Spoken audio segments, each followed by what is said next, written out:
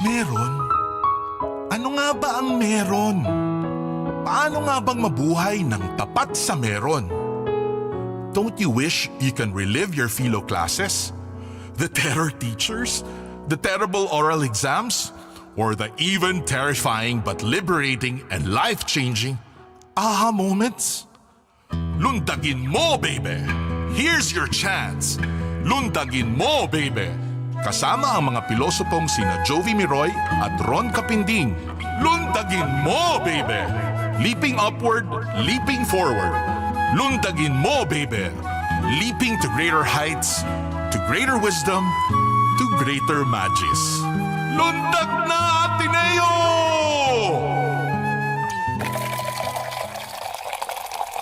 Hello mga Katipuneros. This is Father Ro Atilano SJ. Listen to our serving of stories that will inspire you and keep you going. Kaya tara na at lasapin ang masarap na timpla ng buhay. Welcome po kayo sa The Parable Cafe every Tuesdays at 3:30 p.m. only here on Radyo Katipunan 87.9. Bahala sa iyo, kaibigan ko. Radyo Katipunan 87.9 FM. Meron? Ano nga ba ang meron? Paano nga bang mabuhay ng tapat sa meron? Don't you wish you can relive your philo classes? The terror teachers? The terrible oral exams? Or the even terrifying but liberating and life-changing aha moments? Lundagin mo, Beybeh! Here's your chance! Lundagin mo, Beybeh! Kasama ang mga pilosopong sina Jovi Miroy at Ron Capinding. Lundagin mo, Beybeh! Leaping upward, leaping forward. Lundagin mo, Beybeh! Leaping to greater heights, to greater wisdom, to greater magis. Lundag na, Ateneo! Oh, Louis Gaspare! Louis Gaspare! Louis Gaspare! Louis Gaspare! Ready? 1, 2. B-L-U-E-E-A-G-L-E. Blue Eagle, Blue Eagle, Blue Eagle today. Radyo Katipunan 87.9 FM. If it's entertainment you crave, catch us on New Wave. Surfing through the latest on our shores. Every Wednesday from 5 to 6 p.m. See you there. To open our eyes and ears that we may see the face of Christ and hear His voice in our midst. For 28 years, Jesuit Communications has been promoting the Catholic faith and serving the nation through both traditional and new media. Hear us tackle national issues in light of Christian values on Usapang Kapatid, Pasakalye, and Radio Veritas. Watch our uplifting reflections on Kapet Pandasal and The Word Exposed, as well as our acclaimed TV specials.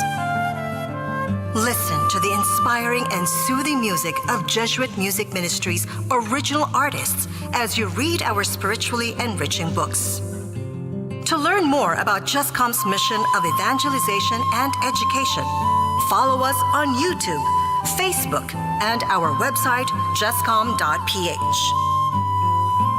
To give a face to the faceless and a voice to the voiceless, that we may recognize Christ in them and hear His story in theirs. Radyo Katipunan 87.9 FM. Oh, 3 fights in a fight, fight, do it right. 3 fights in a fight, fight, do it right. 3 fights in a fight, fight, do it right. 3 fights in a fight, fight, do it right. Ready? 1 bang, fight. 1 bang, fight. 1 bang, fight. Fight, fight, do it right. Go, go. Ateneo, sis, bumba. Fight, fight, do it right. Go, go. Ateneo, sis, bumba. Fight, fight, do it right. Go, go. Ateneo, sis, bumba. Team, team, team. Radyo Katipunan 87.9 FM. Are you feeling sore? We can make that better. Tune in to the Ateneo Senior High School's first radio program, Soar, the Seniors On Air Radio. Don't change that channel yet because Soar is ready to put the you in you. Soar, Seniors On Air, here on Radyo Katipunan, 87.9 FM. Baka naman pwede. Baka naman pwede. Baka naman pwede. Mga isyung napapanahon, ating pag-usapan. Baka naman pwede. Gamit ang mga pananaw mula sa iba't ibang kalinangan. Baka naman pwede. Mula sa Institute of Philippine Culture, kami inyong samahan, tayo'y maghuntahan. Dito lang sa Baka naman pwede. Tuwing Huwebes, alas 3 ng hapon, dito lang sa Radyo Katipunan, 87.9 FM. Radyo Katipunan, 87.9 FM. Susunod na ang Lundagin mo, Beybeh, sa Radyo Katipunan 87.9 FM. Radyo Katipunan. Radyo, radyo, radyo, radyo, radyo, radyo, radyo, Katipunan. Radyo Katipunan. Radyo Katipunan. Radyo, radyo, radyo, Katipunan. Radyo, radyo, radyo, Katipunan. Voice of the Blue Eagle, kami di mapipigil sa pagbabalitang tumpak at tama. Buhay at tenista, sa loob sa labas ng eskwela, ating ibibida lahat ng eskwela. Radyo, radyo, radyo, Katipunan. Radyo, radyo, radyo, Katipunan. Radyo, Katipunan. Radyo, Katipunan. Kawal ni Ignacio, Katipunero sugod, todo sa kayod, tulong at tulong. Lipat na Blue Eagle, kaning giting nagigil. Blue and white, one big fight. Radyo, radyo, radyo, Katipunan. Radyo, radyo, radyo, Katipunan. Radyo, Katipunan. Radyo, Katipunan. Radyo, radyo, radyo, Katipunan. Radyo, Katipunan. Meron? Ano nga ba ang meron? Paano nga bang mabuhay ng tapat sa meron? Don't you wish you can relive your philo classes? The terror teachers? The terrible oral exams? Or the even terrifying but liberating and life-changing aha moments? Lundagin mo, Beybeh! Here's your chance! Lundagin mo, Beybeh! Kasama ang mga pilosopong sina Jovi Miroy at Ron Capinding. Lundagin mo, Beybeh! Leaping upward, leaping forward. Lundagin mo, Beybeh! Leaping to greater heights, to greater wisdom, to greater magis. Lundag na, Ateneo!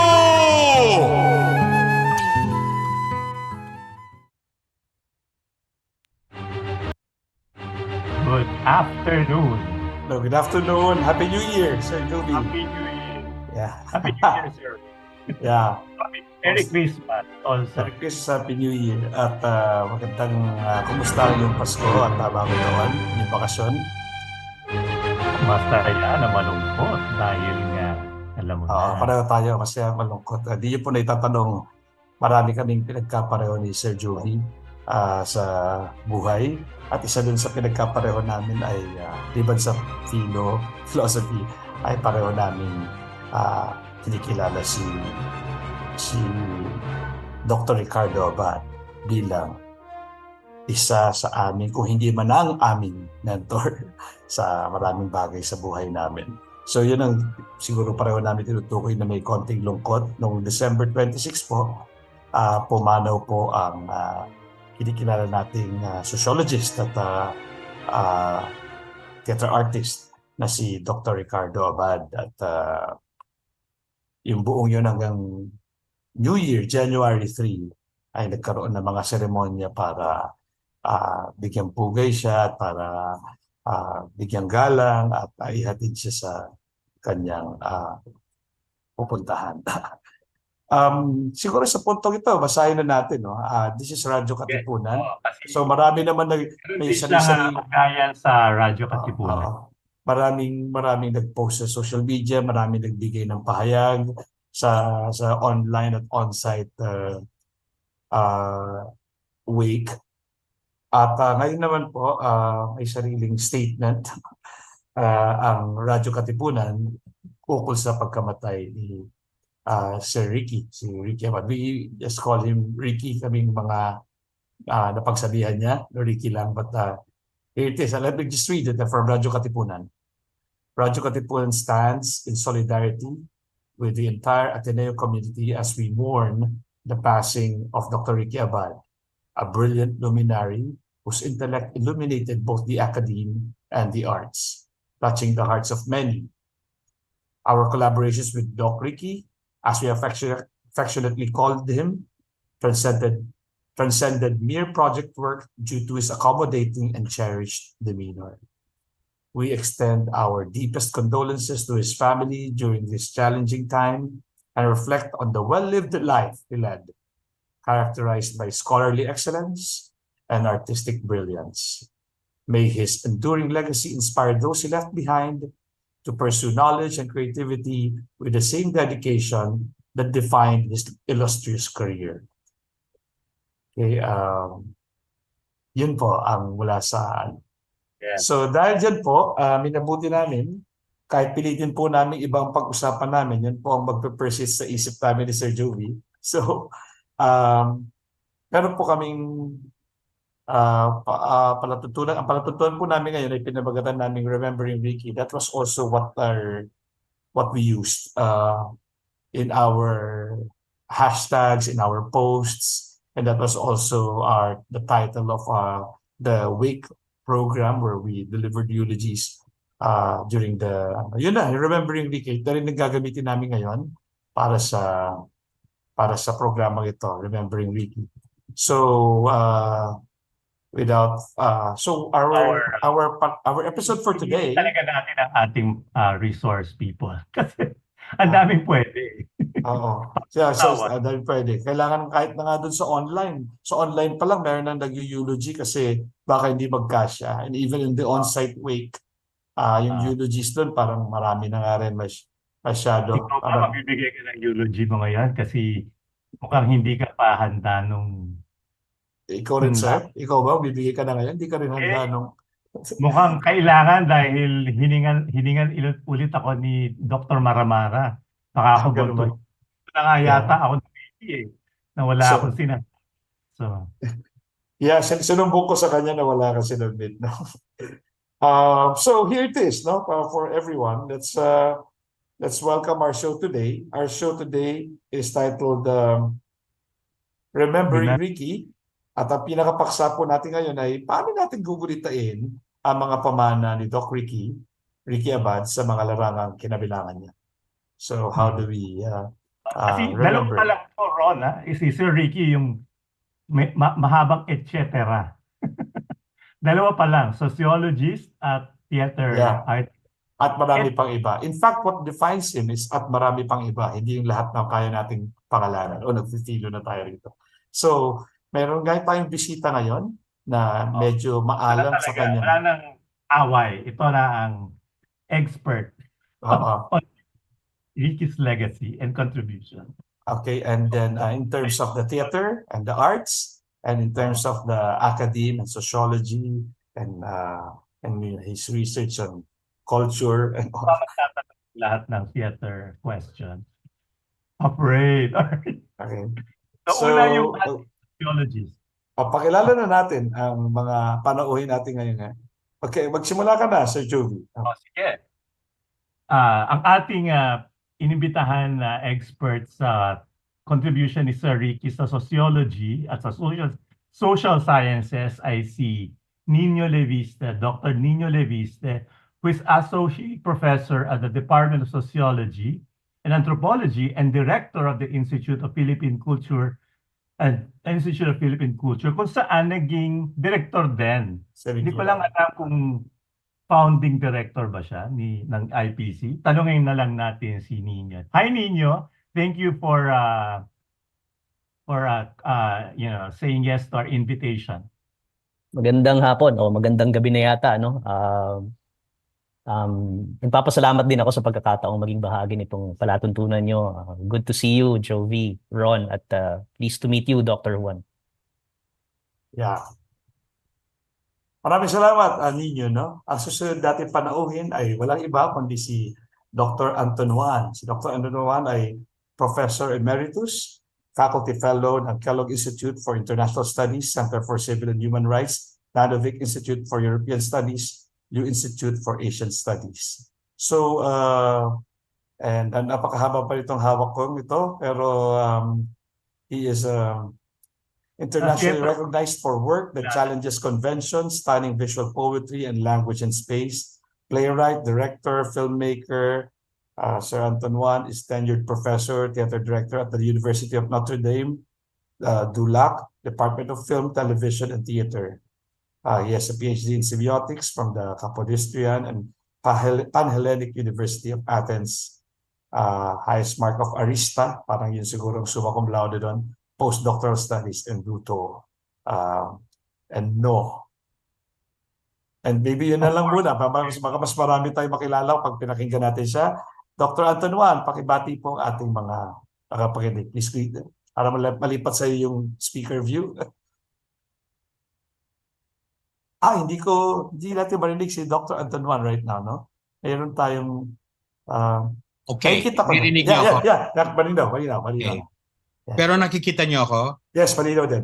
Kasi dalawang aking screen ngayon, isa telepono tsaka isa laptop. sa laptop hindi ako nakikita. Sa phone nakikita ako, pero hindi ako naririnig. So good. I'm using two devices. Okay, magandang hapon sa inyong lahat. Magandang hapon. At sana unti-unti tayong nakaka-recover sa nagdaang rupture sa ating buhay. Well, okay. And what I and Ricky always believe, that it's a Saint Augustinian ang aming center of our theater together, everything is a transformation. So it's and death is a transformation. Let's start with that. Sir Anton, unahin ko na kayo. Why do you call it a rapture? The passing of Ricky. Not rapture, rupture. A rupture. But maybe yes, it can be a rapture. If we look at ecstasy and rapture as meeting God and meeting the point of bliss, yes, it is a rapture. It is a rupture in the sense that, a great artist educator has left us, and it is up for us to fill in that space that he has lost. In fact, both of us, we were planning a conversation on December 5. We conversed on December 10. We were going to make a podcast on conversations between me and Ricky on the state of Philippine theater, because he was not too happy with what is going on. I think that's going to be a very big a discussion, but I think that I should continue with that because that's what we had planned. And laman naman kami ni Ricky, we've always collaborated, and I don't think death should stop it. So I will continue with the Dr. Ricardo Abad series of conversations between me and him. So Thank you, Dr. Anton Juan. Dr. Nino, kumusta naman ikaw? Kung kay Anton Juan is like a rupture. Second day of eulogies, di ba? Yeah. Hindi rin siya nagsalita nun. Ako yung host dun sa first day, si Nino yung host sa second day, no? So, sa maikling salita, parang itong pagpano ni Dr. Anton Juan ni Dr. Ricky Abad. That's okay. AI says I'm dead. Kung kay Dr. Anton Juan, parang rupture siya, no? How would you describe it in a word or a few words, itong pagpano ni Dr. Abad? in a phrase siguro, Ron, no?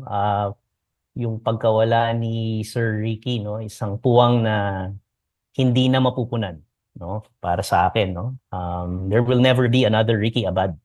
No? Ganun ka phenomenal, ganun ka unique, ganun ka extraordinary yung pagkatao ni Sir Ricky. And in connection to that, yung mga naiambag niya, no? Hindi lamang sa teatro kundi sa sosyolohiya ng Pilipinas, no? At sa pananaliksik, no, napaka kapal nung datos na maaaring pag-usapan tungkol doon. Kaya napakalaking kawalan, no? Nakakalungkot, pero knowing Sir Ricky, ayaw niyang manatili tayo dun sa ganong estado, no? Mas gugustuhin niya na magdiwang tayo, no? Knowing him. So yun na lang muna, Ron. Alam mo, Jovi, syempre, bago nangyarang lahat ng ito, kapag ini-imagine nating mga artist kung anong buhay ni Ricky sa sociology, iniisip natin, siguro dun siya mas hindi masyadong active, dun siya medyo nakakainip. Pero nitong pumanaw siya, nung narinig namin yung mga eulogy, they're the same. Parang itong mga sinasabi niya, puwang na wala na makakapalit, tapos yung enerhiya. So, sa SA. Ano, I'm sorry? Siya sa SA. Pero ang ini-imagine ko dati, baka dun siya sa date. dito siya manic sa atin. No? Pero yun nga, you realize that equally, no, if not more, sa sociology, talaga naman mayagpag din siya at napakasigla rin ng kanyang pagkatao. Pero siguro pwede din tanongin ngayon, why do you think, Nino, nung sa at least 20 years, kung nakikinig ako dun sa mga narratives, parang hindi na siya masyadong active, yung sinasabi ni Ron, sa sociology. Tapos hindi ko alam yun, sir. Was he? Well, ikunin natin ang facts from Nino. Sige. Actually, yung maganda kay Sir Ricky, hindi naman niya nabitawan yung pagiging sociologist niya. Nagkataon lang na sa pagkatao kasi niya, mentor nga siya kagaya nung unang nabanggit ni Ron kanina. Doon ko bubuuin yung siguro yung preliminary narrative about him. It may seem na parang hindi na siya aktibo sa sociology, pero that's pretty much a reflection of his very nature as a mentor, na parang alam niya o welcome siya, no, doon sa pagkakataong may mga bagong singkaw, ika nga, na sociologist, at hinahayaan niyang mag-flourish at mag-bloom yung mga yon, no, mag-take root yung mga yon. So nandiyan naman siya para hingan ng payo, and he would readily, no, despite his busy schedule, sasagot agad yan sa email, sasagot agad yan sa PM, no fail. And so he was... This last year of his, Oo, kahit na nitong time na nababalitaan namin, although hindi pa nga rin malinaw, no, ganun ka-private si Sir Ricky, na meron na nga siyang karamdaman, no? Sumasali pa rin siya dun sa mga chat, no? Patumpik-tumpik na pagko-comment, papatawa pa rin, no? Sarcastic pa rin minsan. Parang in a way, hindi talaga nawala yung kanyang mark sa socio-anthro department. No, in fact, no, and then pwede pa nating pag-usapan ito mamaya, no. Batay na rin dun sa kwento ng kanyang research assistant, no, who worked with him recently, tapos hanggang dun sa pagpanaw niya, no, was engaging with Sir Ricky. Meron pa ngang mga projects na naka-pipeline. May mga papers na naka-pipeline si Sir Ricky, at meron pa siyang na-publish, I think, quite recently, no. It's a quantitative research on democracy and our protest potential, no? And knowing Sir Ricky, no, quantitative 'yun, no? So numbers, statistics, no? Di ko pa honestly nababasa yung papel, no? Pero napapanahong pag-aralan yung papel na 'yon dahil rin sa estado ng demokrasya natin, 'di ba? So active pa rin. But knowing him, he doesn't attract attention to himself, no? And fascinatingly and astonishingly even, he was never a fan of promoting himself, no? I think he veered away, or he shunned completely yung ganong klaseng orientation. So parang wala siyang ginagawa ang dating, pero you dig deeper, sobrang hitik na hitik, no? Hitik na hitik. Thank you, Nino. Anton, I don't know where to start. Maybe I'll start. Dami kong question na gusto itanong sa iyo. Pero siguro simula, you are a director, celebrated director yourself. And madalas, sa mga kilala ko director, medyo may competition or critical of the other. Bakit kayo magkaibigan? At paano nangyari yun, Ricky? Kayo ba ay pareho or kayo ba ay dahil magkaiba? O I don't know. Please explain to us yung dynamics ng inyong relationship. Medyo naiiba sa iba pang director. No? Yeah, Ricky and I, we're like sandugo. When we like talk about others, we're like conniving Candida and Paula. When we are existential, we're like Didi and Gogo and Waiting for Godot. When we are both in arms, like what we did in Richard III, RD30 against extrajudicial killings, we're like two soldiers, fighting together. How did it come to be? Bata pa ba yan? Or I met him when I was 15, you see, and then I idolized the way he used language on stage, because I was so against elocution type delivery on stage, and so I would laugh at he caught me laughing at somebody who was trying to elocute. And then he came. We were both watching rehearsals, and he said, like, he started to come beside me and said, he's short of reciting Invictus, and we both laughed. So we understood what each other immediately. And then we just exchange ideas. My very first serious collaboration with Ricky was really the idea of sociology and theater, because we were both interested in how theater as a praxis is really a sociological act of research, of exposing data and facts and what the artist should be doing. I remember before martial law, I was working with workers on workers theater, and a theater called Tanghalan Bayan, which was composed of all kinds of people that other people would call lumpen class, of that period. Even the left leaning people would consider them lumpen, because they had no contribution to society. That means criminals, underground people, etc. I would talk to Ricky and converse with him regarding this over the phone, long distance, whatever, and we would talk about why how ironic that the left should look at people who are from the underground as lumpen. We were trying to study that meaning, and so and that led to characters like Janet. That led to hyperrealism, discussions on hyperrealism, ganyan, and even the absurd.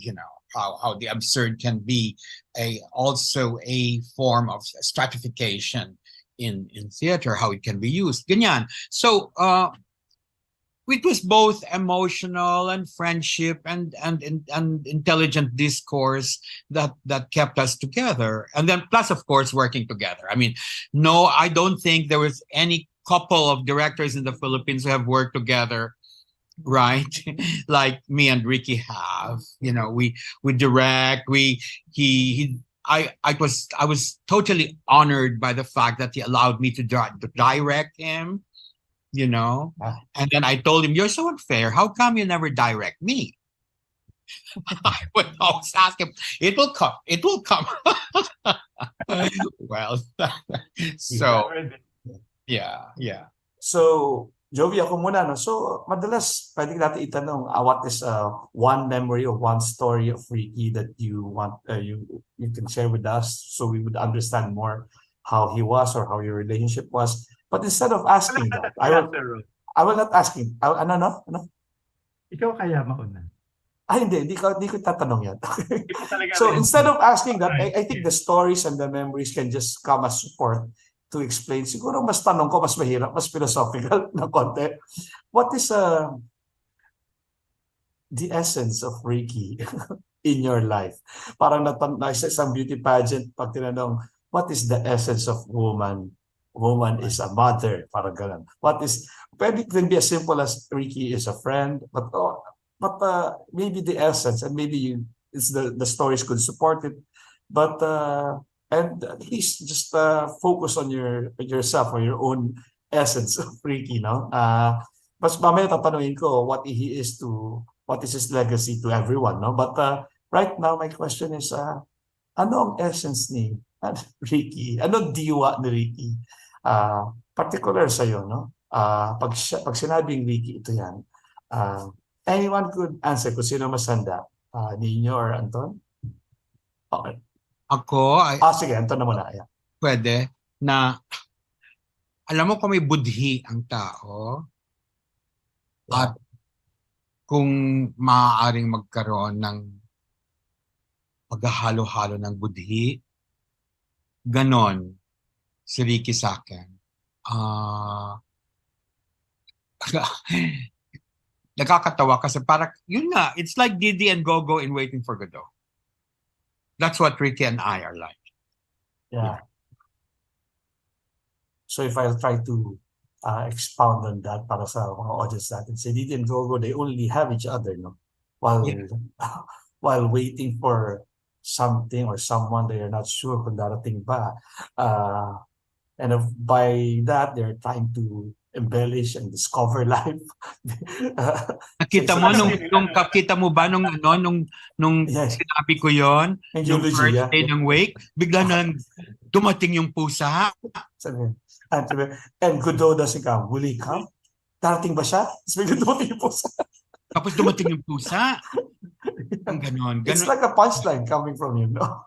It's like him, you know. Yeah, even the timing and the kind of humor, no? Yeah, it's like him. Parang, di ba? You can imagine when Ricky goes, parang yung pinakaw na, yan. Oh, yeah, parang gano'n. Yeah. I was witness to that. Parang amazing yan. Si Nino, siya, menti niya si Nino eh. Ano? Menti. Si Anton was colleague, no? Pero si Nino, yes, Nino, please, anong esensya ni Dr. Abad sa'yo? For me, I think yung game changer. Sa lahat ng bagay, no? Particularly sa academic dimension ng buhay niya. Kasi siya yung kauna-unahang guro na na-experience ko where yung relationship ng estudyante at ng guro hindi hierarchical. No? Undergraduate ka man o graduate student ka man, it doesn't matter. Para sa kanya lahat dapat may boses. And that was what made Ricky's classes, his classrooms really dynamic. In fact, isa sa mga programs na I think isa sa mga advocacies niya is yung dynamic classrooms eh. And it basically was rooted dun sa ganung klaseng filosofiya ng effective teacher. In order to be a meaningful educator, you have to engage your students. You have to relate to them. You have to know, what annoys them or what they like, what they dislike, what fascinates them, what, arouses their passion. Ganun siya. Talagang sa pagiging mentor niya, sa pagiging teacher niya, sa pagiging sociologist at researcher niya, sa pagiging administrador niya, yung common thread that would link all those statuses together would be how he values relationships with people. And hierarchy is certainly not his approach, no, to these relationships. Kahit na sobrang accomplished na niya, he would always, as you mentioned kanina, Ron and then Jovi, yung gusto lang niya, tawagin lang siyang Ricky. Siyempre, hindi ko kaya hanggang ngayon. Laging Sir Ricky, no? Even when naging colleagues na kami sa department, he insisted, Nino, enough with these titles. Sabi ko, sir, di ko kaya. Siguro it will come a time na kakayanin ko, pero syempre hindi na. No? Wala na si Sir Ricky pa rin siya para sa akin. Hindi na mawawala siguro yon. So yun, for me, game changer and the quintessential mentor. No? Talagang yun talaga. Yung, kaya inspirasyon, no? Magpakailanman. Of course, we're remembering Ricky in this program now, but of course, you are also our guest, and we are so interested in you, no? So, my next question is, ano kayang mga katangian na Ricky ang medyo nag-rub off of nahawa kayo ng konti o ng malaking bagay man? Ano yung mga humawa sa inyo na mga katangian na Ricky? O kaya, kung hindi man humawa, parang ginagamit yun bilang guiding principle or inspiration. So ano yung what do you keep among his qualities as a guide or as something that fuels you? Anyone can answer first. Anton, ano ka ba? Ano bang medyo hinawa sa iyo? I'm sure nahawa rin siya sa iyo, pero ikaw, anong mga katangian ni Ricky ang parang nakuha mo? Meron man. You know, recently, I talked to Dee and I said, I hope, because no one can replace Ricky, but I hope that the person who will take over Arete will have the kindness that Ricky has. And I guess just in some way, just that kindness, that soft, because Ricky has this very soft side. He has his very frightening side, right? So the other extreme is very frightening, no? Pero, yeah. But then there is that deep, tender ground, tendresse, I say with him. Like between us, there is always the song of old lovers. No, we were never lovers, okay? But that kind of thing that, you know, it's always the forgiving. Okay, just forgive. And I think that. And we always used to talk about that. Oh, Ricky, what are we doing in this field? We end up like reflecting and forgiving and going again. And, you know, because we're both artist educators. And I think it's that, you know, not all. Yes. Two questions.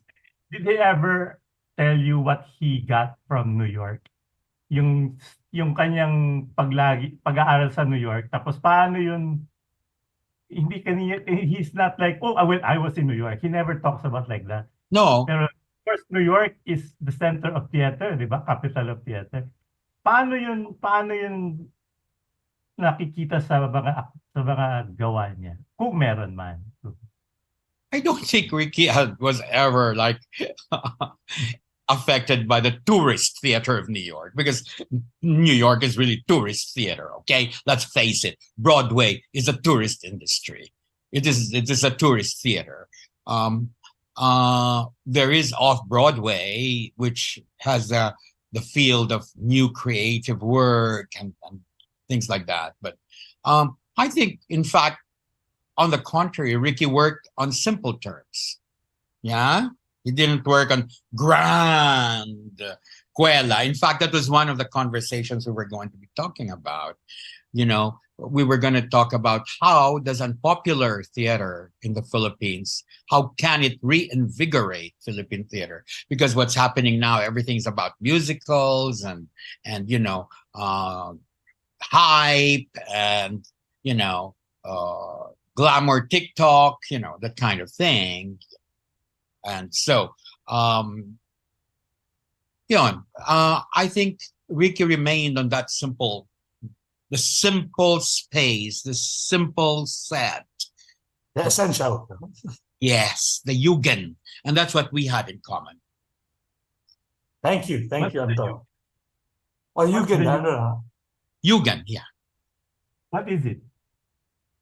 Jugend in Japanese aesthetics is when you distill things to the essence. So it's metonymy and one word that would capture all, or an essential feeling, one fine line, your memory. And that's even the way he acts is like that. You can see it. It's quite simple. I said, in my eulogy, I said distantiation. Never claiming something, so baroquely inside of you, but always a distantiation of reason. Knowing and intelligently knowing what you are doing while you're doing it. I miss him so much. Yan yung yan yung gusto ko mahawa pakuha ko kay Ricky, distanciation yan. Nino, ikaw, kumusta? Ano yung kung meron bang na dumikit sa iyo o naiwan sa iyo na pwede mo tukuyin ngayon? Ano ba yun? Yung constant reminder sa pagtuturo na always push boundaries.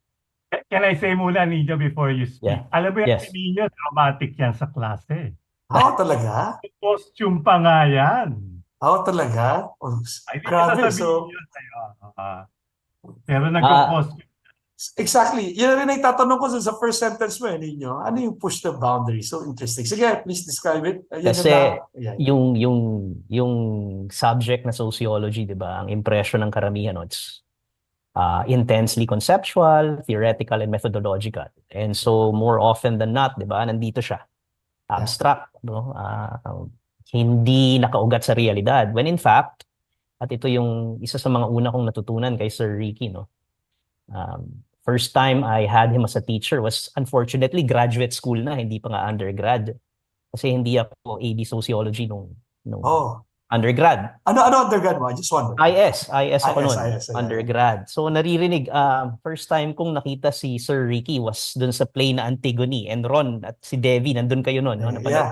Yeah. So intimidating for me, no? Si Sir Ricky. Pero nung naging teacher ko siya nung 1998, no? Sa isang sociology theory class, and then same semester sa fundamentals of statistics, no? So doon ko nakita, ibang-iba talaga. Sobrang down to earth, pati yung pagtuturo niya ng statistics, lahat kami nagustuhan namin yung stat. Kahit ako personally, takot na takot sa math, di ba? So meron siyang paraan ng pagtuturo where, ito yung textbook, ito yung kailangan mong pag-aralan, pero mas magiging epektibo yan kapag yung pagtuturo mo ay naiiba sa usual.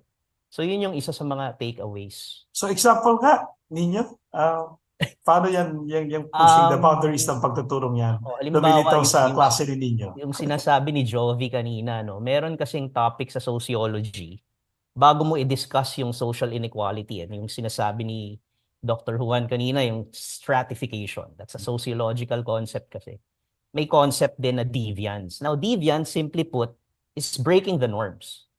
No, it's a violation of cultural norms. So maraming deviant sa lipunan.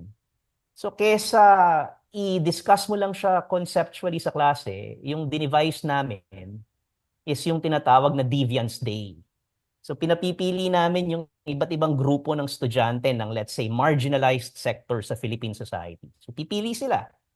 And then they will dress accordingly and act accordingly for one whole day on campus. It doesn't matter kung may meeting ka, it doesn't matter kung may iba kang activity, basta dala mo yung character na yon for a day. Now, para mapapayag ko yung mga estudyante, syempre, kailangan ako rin. No? So, yun yung deal. Sir, kailangan magdamit din kayo. Sige. So, there was a time na yung theme namin sobrang open-ended lang. So, everybody dressed as they wanted. Noong time na yon, sikat na sikat yung Dark Knight, yung Batman, no? So, yung costume ko nun, yung Joker. Yeah. Forgetting that I had to attend an admin meeting right after my class. But a deal is a deal, no? So, I attended an admin meeting wearing that. So, I had to explain myself. But it was fun. Kasi doon mo nakita yung mga estudyante na, doon nila nakita yung punto na, sir, ba't kailangan nating i-act out yung character? Kasi sabi ko, in a way, hindi nyo kasi mararanasan yung reaction ng iba. No? May ibang tao, deviant araw-araw. Ganito yung reaction ng lipunan sa kanila. Kayo, deviant lang kayo for a day or even for 1.5 hours. Wala pa yun sa kalingkingan nung nararanasan ng mga marginalized. At nakakatulong naman sa kanila somehow. No? Nadadala nila yon, nagko-comment sila, sir, yun yung pinaka-memorable para sa amin. Natutuwa naman ako. Sabi ko, hindi akin yan per se. No? Namana ko rin lang yan dun sa isa sa mga mentors ko, kay Dr. Ricky Abad.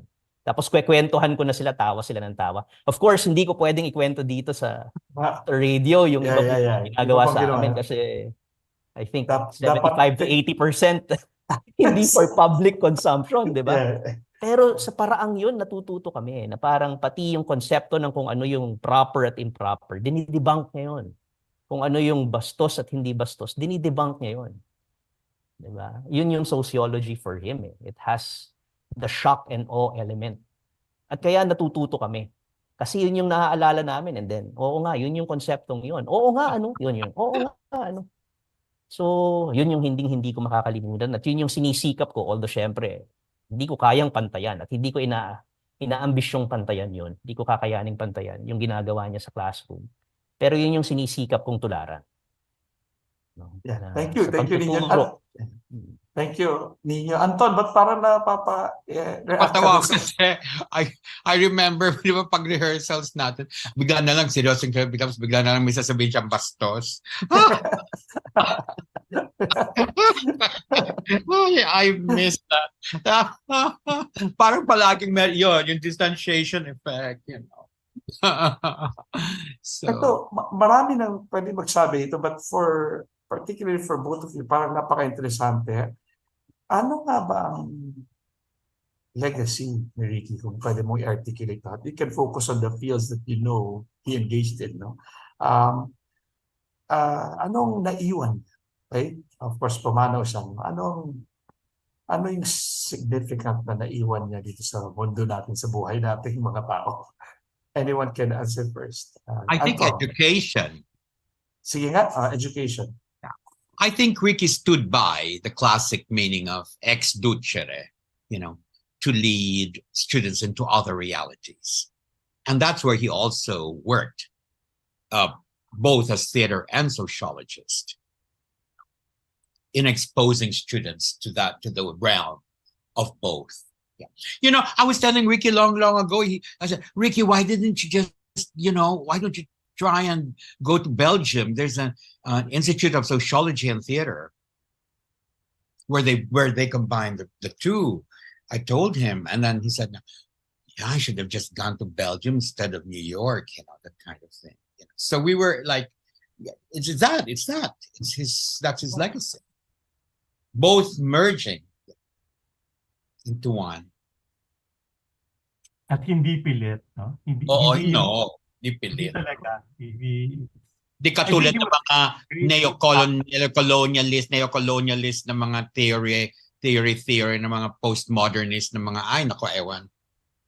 Yeah. Sabi nga Dr. Judy Ika, hindi siya Shakespeare in Filipino, kundi Filipino Shakespeare. Yes. Yeah. Ikaw, Nino, yung same question, no? Anong legacy ni Ricky? Of course, maraming kayang mag-articulate ng sagot dyan, pero interesting. Anton? As a sociology. Yeah. Okay. Siguro unang-una na dyan, dalawa yung naiisip ko off the bat eh. Unang-una na dyan yung contribution niya sa quantitative research or research in general. Number one, title pa lang ninyo, ako nanonosebleed na. So, galingan mo Kalimutan mong paliwanag. Quantitative research. Yung quantitative research kasi, ang reliance niya mas on numbers, mas on statistics, mas on percentages. No? And usually, pag nakakakita na yung karamihan ng numero, parang ano bang ibig sabihin yan? Si Sir Ricky, nung tinuturo niya yan at tina-apply niya sa pananaliksik at pagsusulat niya ng papel, sabi niya, hindi, yung numbers is another way of actually conveying a message, conveying reality, conveying whether we like something or we don't like something and why. So, simplify niyang ganun. No? Down to earth talaga yung pagtuturo niya. Bagamat bombastic, ang down to earth talaga. Kaya ang daming nahumaling sa pagtuturo niya ng statistics at sa statistics na rin. So yun yung ambag niya, no, pedagogically and methodologically. Pero pinakamahalaga for me, I think, no, palagi na nating naririnig ngayon yung salitang transdisciplinary. 'Di ba? And ang daming kahulugan nun. I think bago pa na-coin yan sa Ateneo, bago pa siya naisama sa lexicon, no, ginagawa na niya yun eh. Yung nabanggit nga ni Dr. Juan kanina kung paano niya na effortlessly, no, na meld yung theater and sociology, yun yung exemplification nun. Effortlessly kasi hindi talaga pilit. No, hindi talaga kumbaga contrived. Talagang it just came out seemingly naturally for him na kailangan magsama yung dalawa. In fact, Dr. Eviota, no, shared to me during the week na parang actually sinabi ni Ricky noon na nakatulong sa pagiging artist niya, sa pagiging thespian niya yung sociology. He appreciated art more. At nakatulong din yung art sa sociology niya because, you know, particularly sa teaching, no, na kailangan, no, yung dynamism, yung vibrancy, yung engagement sa tao hindi nawawala. So ayun, I think humanizing the social sciences is a major contribution that probably Ricky won't admit to. Pero yun yung kauna-unahang maiisip ko ngayon, no? Na yung he gave the social sciences a human face. Philippine social sciences. Medyo yung mga subject matter ni Sir Ricky, parang may sinasabi sila about poverty, about... Can you talk more about that? Okay. What Ricky abhors immensely is social inequality and injustices. So he devoted his life's work, no, to understanding, you know, the nature, the dynamics, and the types, no, what he would call the diabolical types of inequality in society. And he would debunk what economists would say na, syempre, yung economists sasabihin yan, oh, may mayaman, may mahirap. Totoo naman yun. Pero kay Sir Ricky, okay, that's just one specific dimension of inequality. Merong social inequality. Ano ibig sabihin nun? Merong mas sikat, merong hindi. Merong mas nabibigyan ng benepisyo, merong hindi. Hindi lang yon, may political inequality pa. Merong may nasa poder na may kapangyarihan at merong wala sa poder, walang kapangyarihan. Merong connected dun sa may makapangyarihan, so makapangyarihan na rin, merong walang connection, and so walang kapangyarihan. Kay Sir Ricky, ganyang ka-nuanced yung inequality at pinag-aralan niya yung lahat, no, sa iba't ibang aspeto, no. Nung director siya ng IPC, no, in fact, ang ambag niya, ang pinakamalaking ambag niya doon is yung mentorship niya, no, na dahil nga firm believer siya sa isang egalitarian na research environment. Ultimong yung research assistant kailangan may boses. Ultimong yung research assistant kailangan malaki yung ambag sa pananaliksik mo. No? Kasi nga, sabi nga niya, yung mismong dynamics of inequality kahit sa simpleng relasyon ng teacher-student, ng project director at project assistant, dun mo mababanaag yun. So against talaga siya doon. So yung prinsipyo niya, as much as possible, let's create avenues where we can genuinely collaborate, not as, you know, superior and subordinate, but as researchers all. So yun yung I think isa sa mga... Una siya kay Bourdieu. Ano? Sorry? Una siya kay Bourdieu to recognize those structures in the academe. Oo. Kaya yung social capital yun, isa yun sa mga gustong-gusto niyang konsepto laging pinag-aaralan. Social capital meaning yung connections mo, yung alliances mo, you know, ay paghuhugutan mo rin. And he was a true blue Athenian from Padre Yes. Paras. I wonder where he got all of that. Yung inequality, no? Yung attention to inequality. Very good. Yeah. Maybe my next question, maybe if not my last, no? Pero baka may isa pa kung kaya natin. So, what will you miss most about Ricky? Pwede ba yung umiyak? Yeah. No, talaga kasi kahit iba-iba naman bawat isang tao.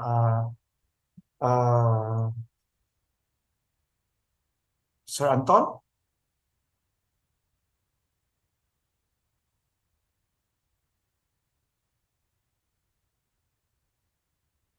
Anton, are you speaking now? Naka-mute ka yata, Anton.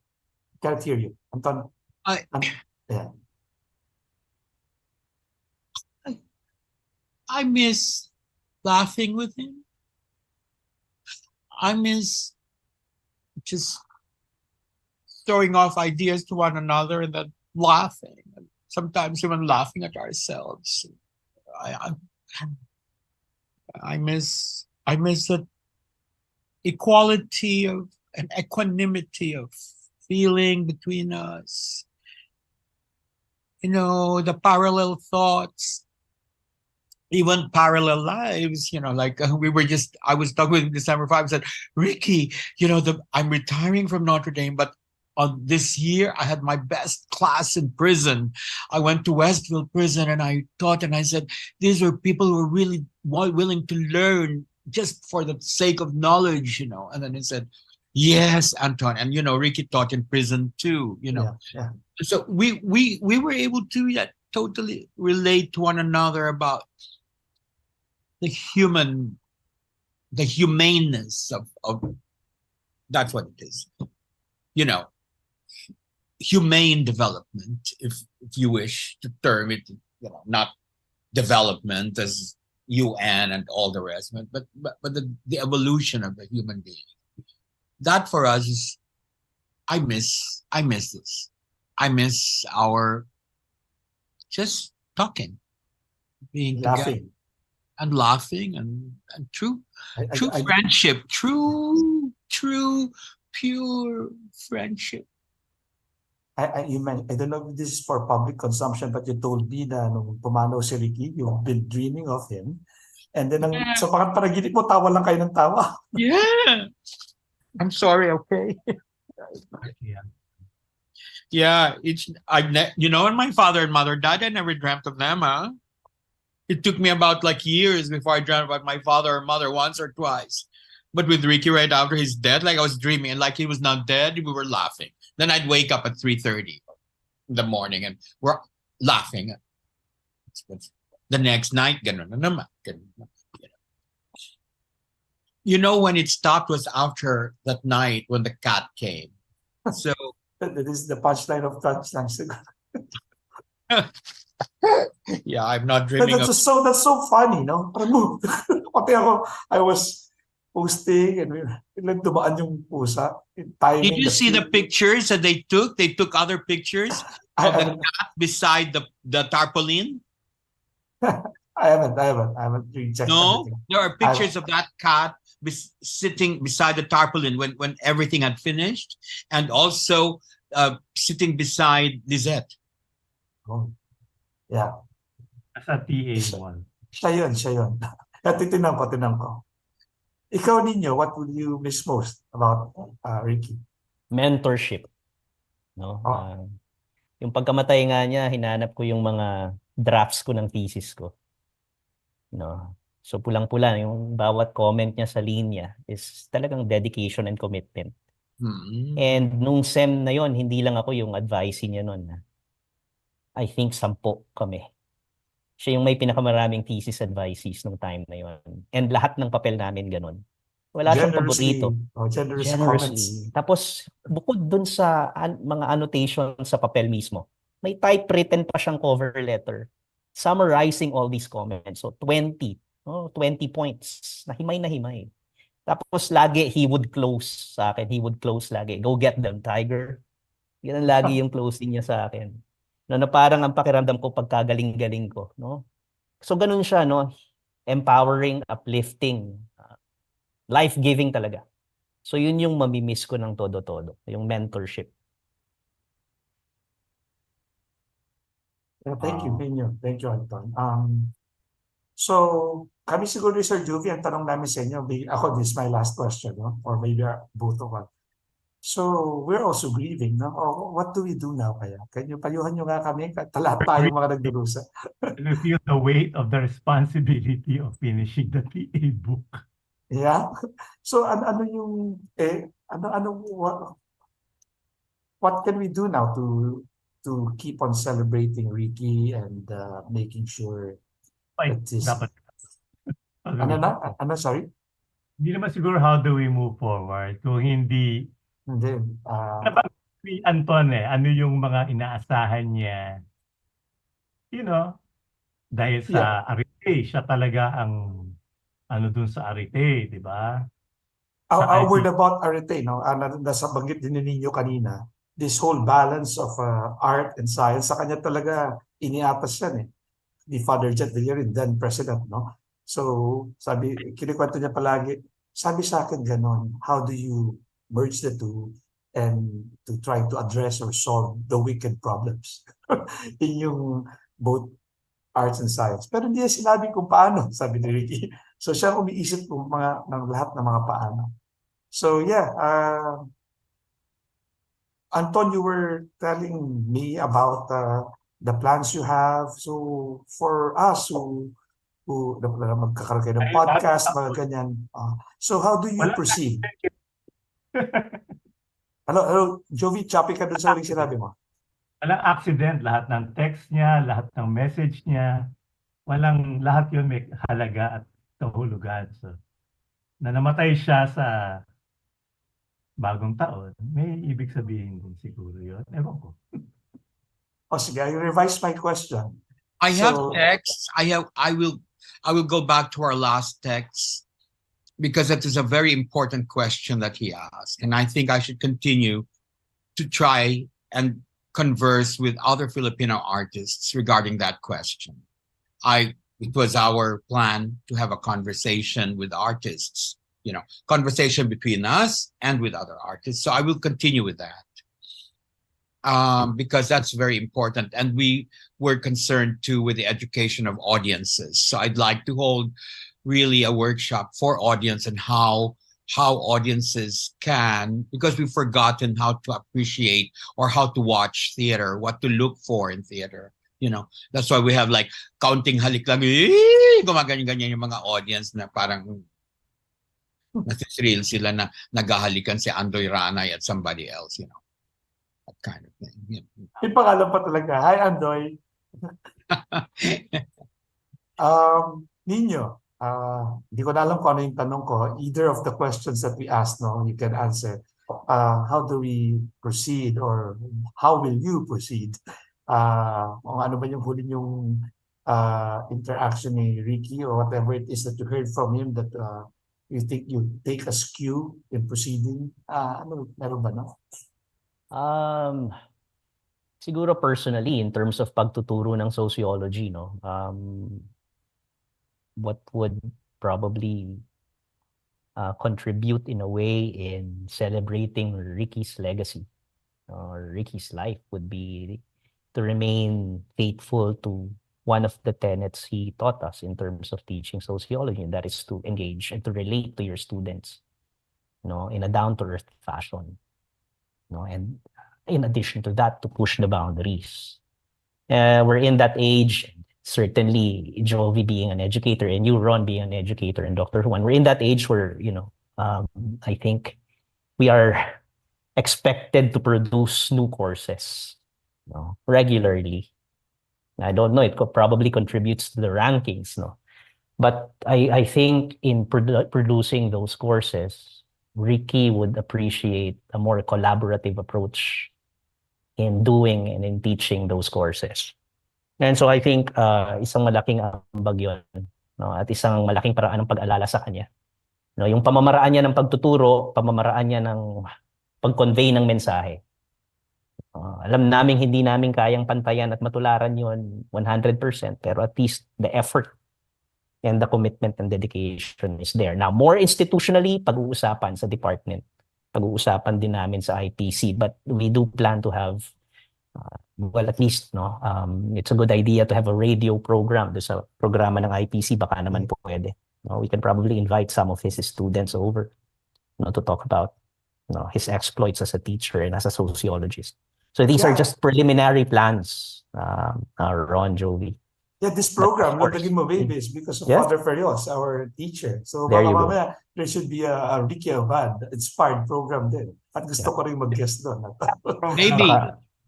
Maybe Ateneo also should think, in terms of the arts and sciences, how to have that precisely those transdisciplinary or interdisciplinary or intercultural studies, that will help, move both social issues and theater as being one in its trajectory, that of social justice, which is a mission of a Catholic university.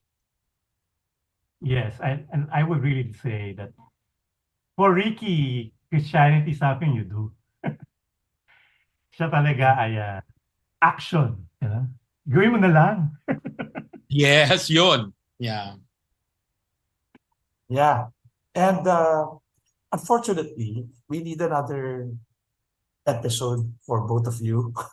And because we have to end today's session.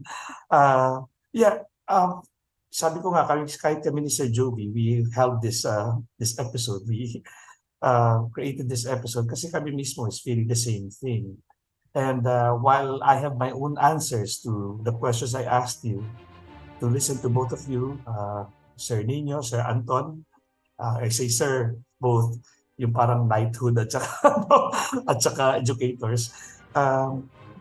Listening to both of you, your answers, they are so different from mine, but they are nonetheless comforting, enlightening about Ricky, and then inspiring. So at least nakakita kami ng mga kabaro namin, sa mga kabaro in the sense na we are all related to Ricky, and we nakakapa namin how we will proceed. So thank you very much for your guesting. I'm sure konting-konti lang yung napag-usapan natin about Ricky, but that is very significant. Anton, are you in the Philippines? Yes, I am retired. I'm now an emeritus professor of Notre Dame. I am here. I will be teaching in UP. And I'll be doing work here, continuing to do work here and direct and do theater. Si Nino naman is kasama natin sa University Campus and currently the director of IPC, right? Yes. You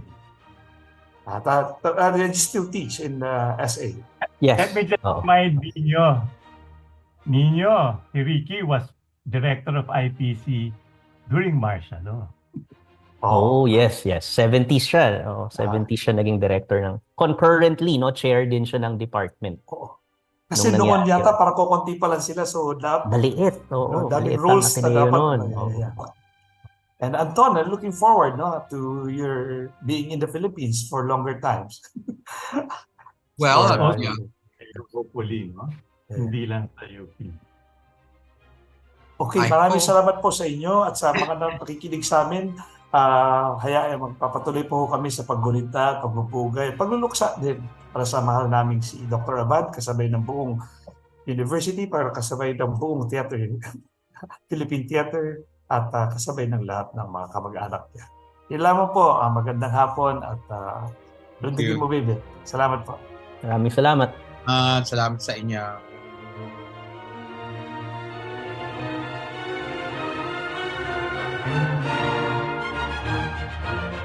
Hi, Anton. See you. Bye. I have questions. I'll just PM you. Okay. All right. Meron? Ano nga ba ang meron? Paano nga bang mabuhay ng tapat sa meron? Don't you wish you can relive your philo classes? The terror teachers? The terrible oral exams? Or the even terrifying but liberating and life-changing aha moments? Lundagin mo, Beybeh! Here's your chance! Lundagin mo, Beybeh! Kasama ang mga pilosopong sina Jovi Miroy at Ron Capinding. Lundagin mo, Beybeh! Leaping upward, leaping forward. Lundagin mo, Beybeh! Leaping to greater heights, to greater wisdom, to greater magis. Lundagin